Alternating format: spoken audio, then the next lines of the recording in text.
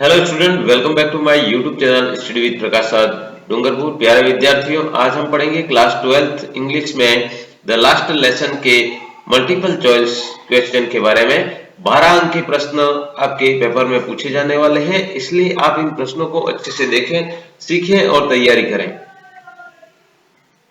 पहला प्रश्न है, why did Hemal blame himself? पहला option, not having taught them enough French, not being strict, C है giving students a holiday at times, और D option है no being responsible। Why did Hamel blame himself? Why का मतलब क्यों। Hamel, M Hamel जो teacher थे, blame himself अपने आप को दोष क्यों देते हैं। तो यहाँ पर इसका आंसर है नॉट बीइंग स्ट्रिक्ट, वो ज्यादा स्ट्रिक्ट नहीं होने के कारण giving students holiday at times, student को वो क्या करते थे, छुट्टी दे देते थे, या फिर वो नॉट बीइंग रेस्पॉन्सिबल, या फिर वो जिम्मेदार नहीं होते थे। तो यहाँ पर not having taught them enough French, या फिर उन्होंने पर्याप्त फ्रेंच भाषा नहीं पढ़ाई। तो सही उत्तर क्या है, गिविंग स्टूडेंट्स हॉलीडे एट ए टाइम्स, वो कई बार विद्यार्थियों को छुट्टी दे देते थे। इस कारण से हेमल है वो अपने आप को दोष देते हैं। तो ऑप्शन यहाँ पर हमारा सी ऑप्शन है वो यहाँ पर राइट होगा। तो इस तरह से आपको ध्यान रखना है। नेक्स्ट क्वेश्चन है, who sat on the back bench on the last lesson? Last lesson नाम के जो ये पार्ट है हमारा, उसके अंदर हु का मतलब कौन, हु जब भी आ जाता है तो उसमें उत्तर में कोई न कोई व्यक्ति का नाम, कोई व्यक्ति आता है। Set on the back bench, और पीछे की बेंच पर कौन बैठा था। पहला ऑप्शन है फ्रेंच, दूसरा में है प्रशियंस, तीसरे ऑप्शन में है द विलेज पीपल, और चौथे ऑप्शन में है द न्यू टीचर। तो आप लोग सब जानते हैं कि लास्ट लेसन जो था उसके कारण गांव के लोग वहां पर आए हुए थे। तो हमारा ऑप्शन सी है वो यहाँ पर राइट हो जाएगा। द विलेज पीपल, ग्रामीण लोग उस क्लास में पीछे बेंचों पर बैठे हुए थे। What was M Hamel going to requesting French about? What was, क्या, M Hamel going to question, M Hamel है वो किस प्रश्न को पूछने वाले थे, फ्रेंच अबाउट, फ्रेंच को किसके बारे में प्रश्न पूछने वाले थे। पहला ऑप्शन है पार्टिसिपल्स, बी है एडजेक्टिव्स, सी है ओल्ड प्राइमर, और डी है बा बे बी बो बू। तो आप अच्छी तरह से जानते हैं कि वो एडजेक्टिव का प्रश्न नहीं था, न ही ओल्ड प्राइमर का था, न ही बा बे बी बो बू का था। प्रश्न पार्टिसिपल के बारे में पूछने वाले थे, उसको वो याद करके आना था। तो ऑप्शन है यहाँ पर इस तरह से आपको राइट करना है। नेक्स्ट क्वेश्चन है, for the last 2 years where did the bad news come from? पिछले 2 सालों से, फॉर द लास्ट 2 years, पिछले 2 सालों से, where did all the bad news come from, सारी बुरे समाचार हैं वो कहां से आए। ऑप्शन ए में है the bulletin board, option B में है टाउन हॉल, ऑप्शन सी है स्कूल, और ऑप्शन डी है M Hamel's house.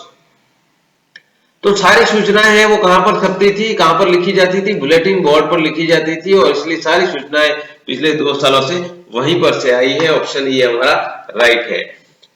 Next question है, don't go so fast, you will get to your school in plenty of time means. Don't go so fast, इतने जल्दी मत जाओ, इतने जल्दी मत चलो। You will get to your school in plenty of time, तुम्हें स्कूल पहुंचने के लिए तुम्हारे पास बहुत सारा टाइम बचा है। इस ऐसा कहने का मतलब क्या है। ऑप्शन ए है गेटिंग लेट, ऑप्शन बी है very late, option C not early, और ऑप्शन डी है अर्ली इनफ। तो वेरी अर्ली, वो बहुत जल्दी जा रहा था, फ्रेंच स्कूल जा रहा था, तब किसी ने कहा था कि इतना तेज मत चलो, अभी तुम्हारे पास बहुत टाइम है। तो वो बहुत जल्दी जा रहा था इसलिए कहा था।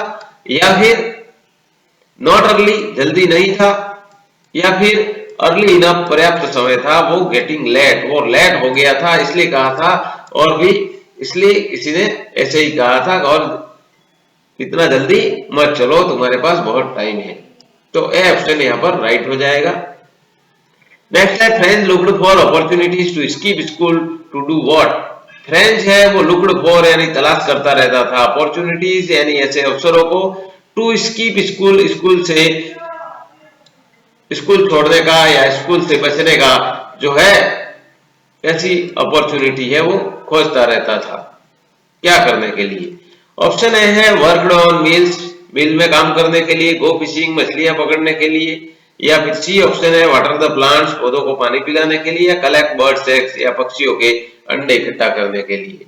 तो यहाँ पर ध्यान रखना है कि वो पक्षियों के अंडे इकट्ठे करने के लिए जब भी उसको मौका मिलता वो ऐसे अवसर ढूंढता रहता स्कूल से बचने के। तो option D is right. Next question है M Hamel is introduced as a rural building teacher. M Hamel को क्या है, एक रूरल बिल्डिंग, रूलर का मतलब यहाँ पर शासन से है, शक्ति से है, बिल्डिंग टीचर यानी वो शक्ति का प्रदर्शित करने वाले टीचर थे, इस तरह से उसको जानते थे। डेमोन्स्ट्रेट दैट ये यहाँ पर क्या प्रदर्शित करता है, तो ही इज कंसर्नेड यानी वो परेशान थे इसलिए ऐसी शक्ति प्रदर्शन, सख्त टीचर थे, एडवांट या आइडियल टीचर थे, या फिर ही इज अनफीलिंग वो उनके अंदर कोई भावना नहीं थी ऐसे टीचर थे, या हार्ड टास्क मास्टर थे तो वो कठिन कार्य करने वाले टीचर थे। तो यहाँ पर ऑप्शन डी है वो हमारा बिल्कुल राइट ऑप्शन है। नेक्स्ट क्वेश्चन है French things will they make them sing in German even in the pigeon, what could this mean. French सोचता था, फ्रेंच थिंग्स का मतलब फ्रेंच सोचता था, will they make them sing in German even in the pigeon, क्या वो उनको pigeon जो कबूतर हैं उनको भी क्या वो जर्मन भाषा सिखाएंगे, व्हाट कुड दिस मीन, इसका क्या मतलब है, फ्रेंच ने ऐसा क्यों कहा, ऐसा क्यों सोचता था। ऑप्शन ए है German would use brutal force over everyone, Germany जो है हर किसी पर हिंसात्मक शक्ति का प्रयोग है वो करेगा। बी है harsh order will be passed, बहुत ही कठोर और निर्मम ऑर्डर है वो पास हो गया था यानी पास हो जाएगा। When people are deprived of their essence, even the surrounding are affected. People है, लोग हैं, वो वंचित हो जाएंगे, इनकी मूल चीजें जो इनकी आवश्यकता है, सराउंडिंग आर अफेक्टेड, जबकि चारों तरफ है वो उससे प्रभावित हो जाएगा। डी है the German will rob France of its language, और जर्मन है वो फ्रांस से उसकी भाषा को छीन लेगा। तो यहाँ पर जर्मनी कबूतर को यहाँ पर जर्मन भाषा सिखाने के लिए वो सोचता था, इसका मतलब ये है German would use brutal force over everyone, क्या जर्मन है वो हर एक व्यक्ति पे इस तरह से जो है हिंसात्मक बल, हिंसात्मक शक्ति का प्रयोग करेगा। तो ए ऑप्शन है वो यहाँ पर राइट है, ये आपको ध्यान रखना है। नेक्स्ट क्वेश्चन है what is the moral that the Alphonse Daudet wants to bring out. Alphonse Daudet है वो यहाँ पर किस चीज को प्रकाशित करना चाहते हैं कि वो हमारे सामने इसको प्रकट करना चाहते हैं, क्या मोरल प्रकट करना चाहते हैं। Not to put off things that one can do that day, वस्तुओं को यानी स्थगित मत करो, that one can do that day, कोई उसे किसी दिन कर सकता है, किसी काम को यानी उसको बंद जो है स्थगित मत करो, कोई इसे कभी कर सकता है। Old order change to new, और पुराना ऑर्डर है वो नए ऑर्डर में बदल जाएगा। One should accept everything that happens, और हर किसी को जो घटित होता है, हैपन्स का मतलब जो घटता है उसको स्वीकार कर लेना चाहिए। या फिर ऑप्शन है D teacher should be respected, teacher का सम्मान किया जाना चाहिए। तो यहाँ पर मॉरल उन्होंने क्या बताया है, अल्फोंस डोडेट है वो ब्रिंग आउट, क्या मॉरल जो है प्रकट करना चाहते हैं, प्रकाशित करना चाहते हैं कि not to put off things, वस्तुओं को जो काम है आपके पास उनको स्थगित नहीं करना है, उस काम को स्थगित मत करो, बिल्कुल रूप से स्थगित मत करो, कि one can do that day, कोई भी कभी इसे किसी दिन कर सकता है। तो ऑप्शन है यहाँ पर इस प्रश्न में राइट है, आपको ध्यान रखना है। अगला प्रश्न है what did M Hamel bring for his class on his last day in the school. M Hamel है जब वो अंतिम दिन की कक्षा में आए तो उनके साथ वो क्या लेकर के आए थे। ऑप्शन ए है न्यू पेन्स, ऑप्शन बी में न्यू नोटबुक्स, ऑप्शन सी में है स्वीट्स मिठाइयां और ऑप्शन डी में है स्टोरी बुक्स। तो यहाँ पर वो अंतिम दिन नई नोटबुक लेकर के आए थे विद्यार्थियों के लिए, तो ऑप्शन बी हमारे पर राइट आंसर है। नेक्स्ट क्वेश्चन है, why did the villagers come to meet M Hamel in the school? ग्रामीण लोग हैं वो एम हेमल को मिलने के लिए स्कूल क्यों आए थे? टू कंप्लेन, टू से गुड बाय, टू गॉसिप या टू शो ग्रेटिट्यूड। तो यहाँ पर क्या वो शिकायत करने आए थे या अलविदा कहने आए थे या उनसे हंसी मजाक गप्पे लड़ाने के लिए आए थे या अपना आभार प्रदर्शित करने के लिए आए थे? तो वो क्यों आए थे? तो वो केवल टू से गुड बाय, वो एम हेमल को गुड बाय कहने के लिए सारे ग्रामीण आए थे, अंतिम दिन था, इसलिए ये ध्यान रखना है।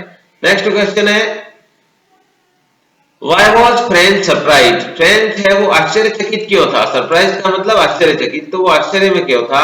ऑप्शन ए है बिकॉज ऑफ विलेज एल्डर्स, गांव के बड़े लोगों के कारण। दूसरा है because of police patrolling, police की गश्त लगाने के कारण, पुलिस गांव में गश्त लगा रही थी इसलिए। या बिकॉज ऑफ स्टूडेंट्स बिहेवियर, या फिर विद्यार्थियों के व्यवहार को लेकर के वो आश्चर्य में था। या M Hamel's kind and polite behaviour, M Hamel का बहुत ही दयालु और विनम्र व्यवहार से वो सरप्राइज था। तो यहाँ पर निश्चित बात है कि अंतिम लेसन था, इसलिए एम हेमल बहुत ही दयालुता से और बहुत ही विनम्रता से बच्चों को पढ़ा रहे थे। तो यहाँ पर डी ऑप्शन है वो बिल्कुल राइट है। नेक्स्ट क्वेश्चन है, what did French find on reaching the school? What did French find? French क्या पाता है? फाइंड का मतलब पाना, क्या प्राप्त कर, यानी क्या पाता है? ऑन रीचिंग द स्कूल, जब वो स्कूल पहुंचता है तो वो क्या पाता है?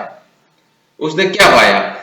पीपल वर डांसिंग, लोग नाच रहे थे। People was closed, school was closed, school बंद हो गई थी।